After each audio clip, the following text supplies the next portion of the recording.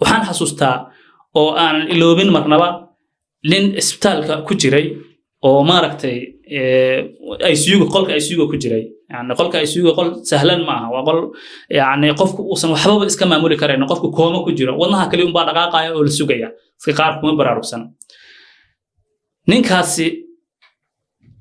wuxuu mar kasta 10 daqiiqo kasta ninkaas 10 daqiiqo kasta wadnihiisu uu istaagaya 10 daqiiqo kasta yani dib hadan loo soo bambeeyo wala soo bambeeyo xogaa yara hadana mashiinadu soo dhaqaaqaan oo la gartaa leeyahay warwali waa nool hadana 10 daqiiqo markii la joogo hadana uu istaagaya bal ka war awad Allah subhanahu wa ta'ala waadiga uu ku siiyay ama qofka uu siiyay oo wadnahaas ka dhaqaaqaya shidaal kuma shubtid oo kaama daalayo oo aala ma bixiyo kuma dhahayo yani shidaalkaaga dhamaaday oo koronto kuma shubtid Allah subhanahu wa ta'ala wadnahaasi uu qiyaastii uu shaqeynaya daqiiqadii 60 ilaa 100 jeer shaqeynaya maalinkiina ilaa 100 kun oo daqiiqadii